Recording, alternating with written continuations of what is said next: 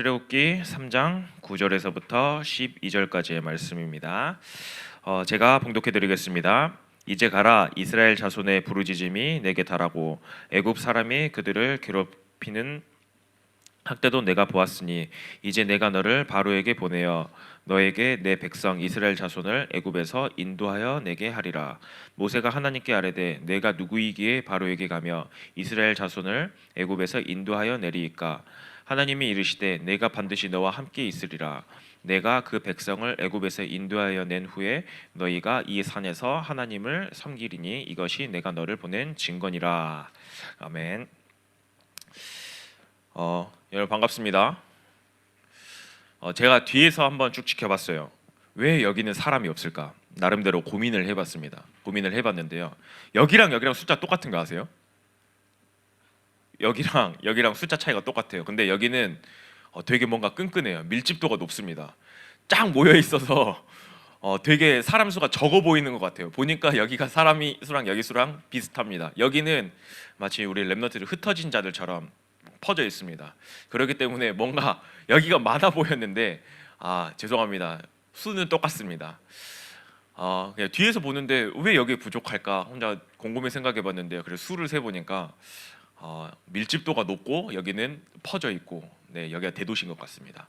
아무튼 여러분들 여기 예배 자리 나온 거 되게 환영하고 축복합니다.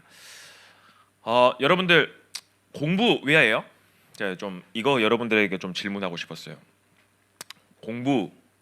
공부를 왜 하나요? 공부.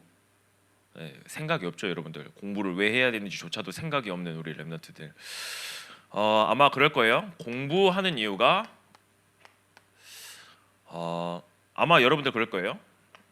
좋은 대학을 가기 위해서 아마 여러분들 공부를 할 거예요. 좋은 대학을 가기 위해서. 그러면 좋은 대학을 우리가 왜 갈까요? 좋은 대학을 우리가 왜 가야 할까요? 여러분들이 왜 좋은 대학을 가기 위해서 하는 거죠? 네, 좋은 직장을 얻기 위해서 하는 거죠. 좋은 직장을. 그러면 좋은 직장을 얻어야 되는 이유가 뭘까요? 여러분들이 왜 좋은 직장을 얻어야 될까요? 얻으려고 그렇게 노력하는 거예요? 네, 바로 답 나오죠. 이거는 바로 답이 나옵니다. 돈 벌려고, 돈 많이 벌려고 하는 거죠. 그래서 궁극적으로 돈을 많이 벌어서 여러분들 뭐 하시려고요? 네, 어떻게 대본 하나 틀리지 않고 여러분들의 제가 정확하겠습니다. 네, 잘 먹고 잘 살려고. 여러분들이 결국에는 공부를 열심히 하는 이유가 잘 먹고 잘 살기 위해서 한다. 이거 중간에 다 빼먹으면은 그렇게 되겠죠. 제가 여러분들에게 이런 질문을 해보고 싶어요. 과연 여러분들이 잘 먹고 잘 살려고 한다라고 하면 하나님께서 여러분들 인생에 역사하실 필요가 있을까요? 그냥 단순하게 내 인생의 목표가 잘 먹고 잘 살기 위함이야 라고 하면 하나님이 여러분들 공부에 역사해야 되고, 하나님이 여러분들 대학에 역사해야 되고, 여러분들 직장에 역사를 해야 되고, 여러분들의 경제 축복을 할 필요가 있을까요? 그리고 여러분들이 잘 먹고 잘 살게끔 하나님이 여러분들에게 응답을 역사하실 필요가 있을까요? 굳이 하나님이 역사를 안 하셔도 돼요. 왜냐하면 불신자들 하나님 없이도 공부 열심히 해서 잘 먹고 잘 살아요. 하나님 없이도 잘 먹고 잘 살 수 있는 사람들 많아요. 그렇기 때문에 내 인생의 목표가 잘 먹고 잘 사는 거다라고 하면 하나님의 역사가 필요 없어요. 근데 제가 이 이야기를 하면은 여러분들이 되게 오해를 해요. 어떤 오해를 하냐? 내가 하나님의 역사를 되게 왜 이렇게 해석이 되어지는지 모르겠지만, 하나님께 내가 역사함을 내가 받기 위해서 난 공부를 안 하겠다. 도대체 무슨 해석의 논리인지는 모르겠지만 여러분들 그 의미가 아니에요. 공부도 정말 열심히 해야 돼요. 성공도 해야 돼요. 그럼 우리는 잘 먹고 잘 살아야 돼요. 하지만 인생의 목표가 이게 되면 안 된다라는 거예요. 인생의 목표가 단순하게 불신자들처럼 잘 먹고 잘 살자, 그게 인생의 목표가 되지 말라라는 거예요. 근데 대부분 랩런트들 사실상 이게 랩런트라고 이름을 불려지지만 인생의 목표가 이거, 하나님의 자녀가 인생의 목표가 이거일 때가 너무나도 많다라는 거죠. 아까 여기서도 답 나왔잖아요. 공부하는 이유 결국에는 좋은 직장 가는 이유가 돈. 그러니까 돈 벌어서 저는 이렇게 대답이 나올 줄 알았어요. 아, 제가 하나님의 성전을 건축하고. 말도 안 되는 소리죠, 여러분들. 이 성전 건축, 나와 정말 상관없는 성전 건축. 아, 내가 대학교만 돼봐야 내가 교회를 떠나겠다라는 그런 마음만 안 가져도 저는 참 감사한데, 바로 돈 벌 이유가 잘 먹고 잘 살겠다. 참 우리 랩런트들 괜찮습니다. 저도 그랬어요, 그 나이 때. 오늘 제목이 모세를 부르신 하나님입니다. 사실상 모세도 이러한 삶을 살았어요. 모세 시대 때, 지난주에 저희가 출애굽 메시지를 같이 나누면서 출애굽기 앞에 서론 부분을 함께 메시지 나누면서 어떤 시대인지를 알고 있었잖아요. 이스라엘 백성들이 이제 자손들이 죽게 되고 엄청난 노예 생활을 하고 있던 그 시대 때, 근데 그때 모세는 뭘 했냐? 이스라엘 백성인데 정말 하나님께서 역사하셔서 애굽의 왕자가 됐어요. 애굽의 왕자가 됐고 엄청난 능력을 가지고 있었어요. 일명 말하는 애굽에서 제일 좋은 대학도 나왔어요. 거기서 공부도 열심히 했어요. 뭐 직장이라고도 말할 것도 없죠. 직장이 왕궁인데 돈 어마어마했겠죠. 왕자인데 잘 먹고 잘 살았어요. 그런데 모세의 인생에 있어서는요, 그 왕궁 생활 40년 인생에 있어서 단 한마디도 하나님께서 역사하셨다, 하나님께서 모세를 들어 사용하셨다라는 말이 단 한마디도 없어요. 단 한마디도 없어요. 왜 하나님이 그 힘 좋고 사실상 스펙도 되게 좋잖아요. 그때 모세를 사용하지 않으셨을까요? 그때 사용하지 않았던 이유가 뭘까요? 제 생각인데, 여기 성경 구절에 나와 있지 않아요? 제 생각인데 이때 당시에 모세의 목표는요, 그냥 내가 잘 먹고 잘 사는 게 목표였을 거예요. 왜냐? 왕자니까. 굳이 내가 출애굽을 하지 않아도 상관이 없으니까. 굳이 우리가 이스라엘 백성 데리고 나갈 필요가 없으니까. 400년 가까이 우리는 이 애굽에서 살았으니까 거기에서 정체성이 이미 혼란이 왔겠죠. 그러니까 하나님께서는요, 모세를 옮겨갑니다. 그러면 하나님이 언제 모세를 부르셨냐라고 했을 때, 모세가 나이가 80살 때. 왠지 나는 여기서 80살 때 하나님 앞에 쓰임 받을 것 같다. 80살이면은 제가 지금 잘 모르겠어요. 80살이 지금 우리 교회 80살 이제 그런 장로님들이 계신지 잘 모르겠는데, 내가 왠지 80살 때 내가 하나님 앞에 되게 쓰임 받아서 세계복음화의 주역으로서 교회의 지도자로서 쓰임 받을 수 있을 것 같다. 네, 없죠. 근데 하나님은 모세를 80에 불렀습니다. 80에 불렀어요. 하나님이 모세를 부르시면서 모세에게 하나님의 목표를 보여주세요. 하나님의 목표, 나는 가나안 땅으로 출애굽해서 가나안 땅으로 너희들을 보낼 거야. 그 목표를 보여줍니다. 그러면서 모세가 그 목표를 향해서 걸어갈 때 하나님께서 그때서야 본격적으로 모세의 인생에 역사하기 시작을 하세요. 하나님의 목표를 향해서 걸어갈 때 모세의 인생을 보면요, 모세는 몇 살까지 살았냐면은 120살까지 살았습니다. 네, 오래 살았죠. 120살까지 살았는데 모세의 인생을 40, 40, 40으로 나눌 수 있어요. 그래서 그 첫 번째 40이 뭐냐라고 했을 때는요, 첫 번째 40이 왕궁 생활입니다. 사실상 모세에게 있어서는 가장 젊은 시기였고 가장 힘이 있던 시기예요. 가장 힘이 있던 시기예요. 그때 공부도 가장 많이 했고요. 그때 좋은 대학도 나왔고요. 왕자라는 엄청난 스펙을 가지고 있었어요. 그런데 여기서 40년을 있었습니다. 근데 여기서 하나님께서 모세를 끄집어냅니다. 그래서 광야로 보냅니다. 이 시기가 도망자의 시기예요. 모세가 어떻게 왕궁에서 쫓겨나게 됐냐? 쫓겨났다라기보다는 사실상 도망자 신세가 됐죠. 히브리 백성을 이제 애굽 사람이 막 괴롭혔어요. 막 이제 막 채찍질하고, 왜냐? 노예니까. 그러니까 이제 모세가 누구예요? 히브리 사람이잖아요. 이스라엘 사람이잖아요. 그러니까 몰래 가서 그 감독관을 죽입니다. 죽여가지고 아무도 안 받겠지 해가지고 모래장에 숨겨요. 싹 숨겼는데 그 다음 날 가서 보니까 이제 히브리 사람끼리 싸워요. 막 이렇게 히브리 사람끼리 막 싸웁니다. 그러니까 야, 형제들아 싸우지 말라고. 니들 형제인데 왜 싸우냐라고 하니까, 그때 그 이스라엘 백성이 그 히브리 백성들이 뭐라고 이야기를 하냐? 뭐 네가 내 심판관이냐? 네가 왜 와서 중재하냐? 너가 어제 애굽 사람 죽였던 것처럼 우리도 죽이려고 하냐? 그러니까 자기는 몰래 죽였다고 생각했는데 다 알고 있는 거예요. 그러니까 놀래가지고 도망을 갑니다. 바로 왕도 그 소식을 듣고 모세를 죽이려고 합니다. 그렇게 해서 광야로 도망을 가요. 광야로 도망을 가니까 정말 왕자의 신분에서 하루아침에 도망자의 신세가 됩니다. 근데 가가지고 이제 처갓집에 얹혀 살아요. 재산이고 뭐가 아무것도 없어요. 재산이라고는 지팡이 하나밖에 없어요. 그것 가지고 양 목대 치면서 처갓집의 눈치를 엄청 보면서 사는 빈털터리 신세예요. 그런데 하나님은 이때 모세를 부르십니다. 되게 신기하죠. 하나님은 이 도망자 신세에 있던 이때 부르셔서 뭘로 부르세요? 이스라엘의 지도자로 부르십니다. 모세가 어느 정도로 하나님 앞에 쓰임 받고 어느 정도로 이스라엘에 영향력을 미쳤냐라고 했을 때 이스라엘의 가장 훌륭한 사람, 신약 시대 때까지 넘어와서 이스라엘의 가장 훌륭한 사람이라고 이야기를 했을 때는요, 모세랑 엘리야를 꼽습니다. 그리고 다윗 왕을 꼽습니다. 그 정도로 모세가 엄청난 역사를 일으켰어요. 여호수아도 아니에요. 모세, 엘리야. 그래서 툭하면은 모세의 율법, 모세가 행했던 대로 신약 시대 사람들도 그렇게 이야기를 해요. 그 정도로 모세가 엄청난 지도자로서 쓰임 받습니다.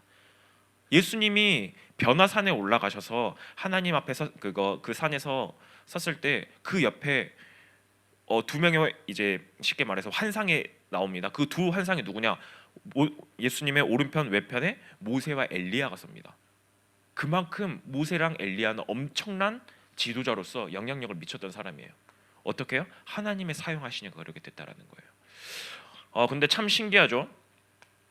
이때가 도합 80년이에요. 이때는 고작 40년입니다. 하나님께서는요, 모세의 이 인생 80년의 인생을요 어떻게 쓰셨냐? 출애굽기 2장 한 장으로 끝냅니다. 딱 한 장으로 끝냅니다. 80년의 어마어마한 인생인데요, 딱 출애굽기 2장 한 장으로 끝내요. 근데 이 나머지 40년의 인생을 어떻게 하냐? 출애굽기 3장에서부터 시작해서요 신명기 34장까지 약 134장에 이르는 어마어마한 대하 드라마를 써가십니다. 이 40년이요. 오히려 이때가 더 길어요. 이때가 더 길다니까요. 인생은 이때가 더 길어요. 근데 하나님이 보시기에는요, 이 40년의 인생이 더 중요했다라는 거예요.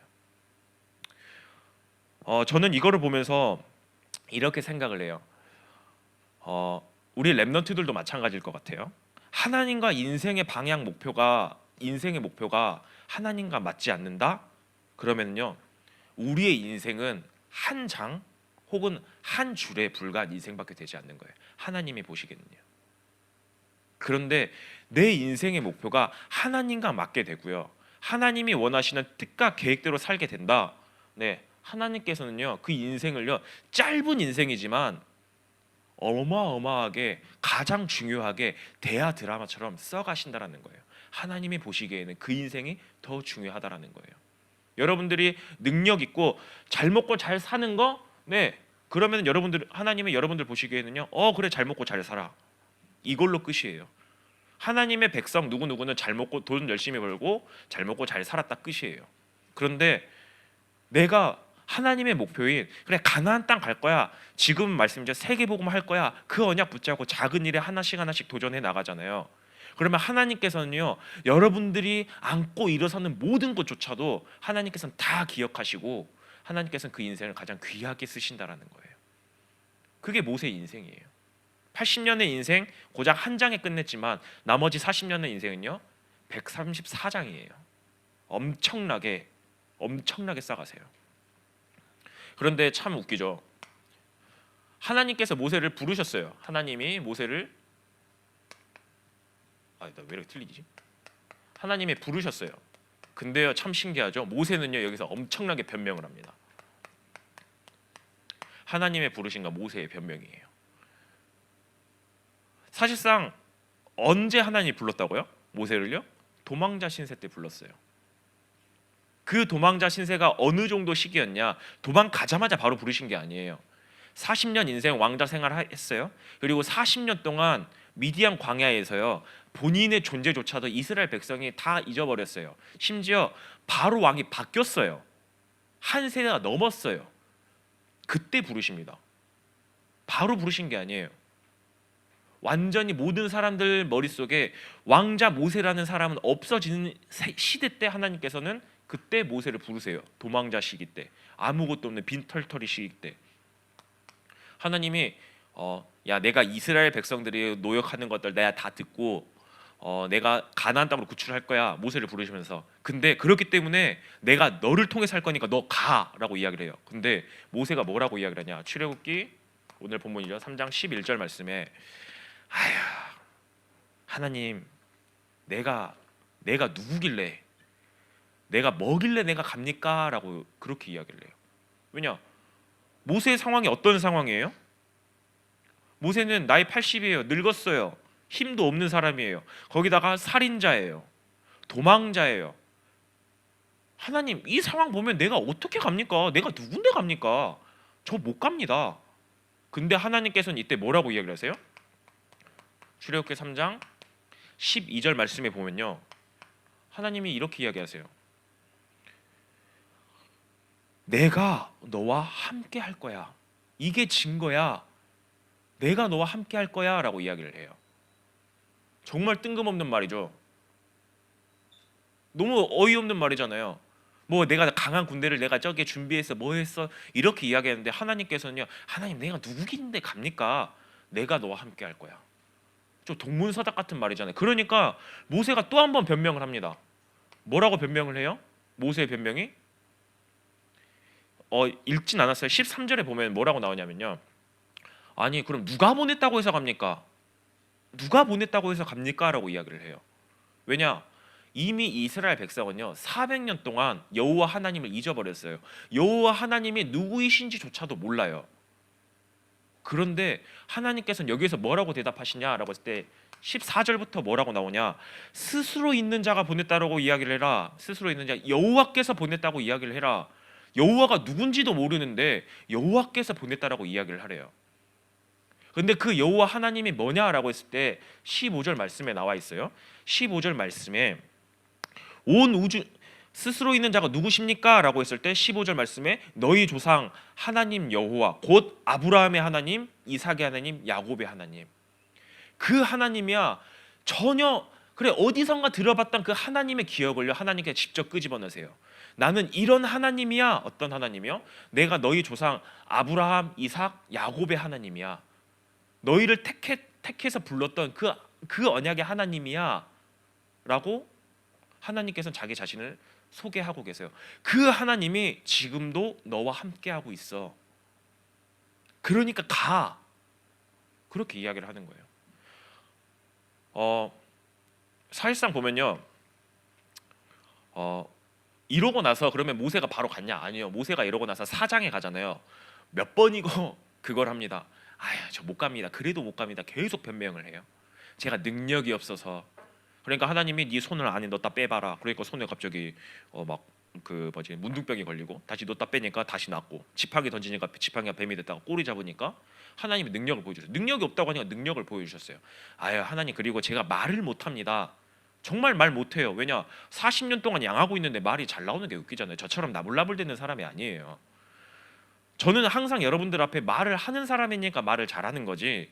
저보고 그냥 어디 벽면 수행하고 있어라 그러면은요.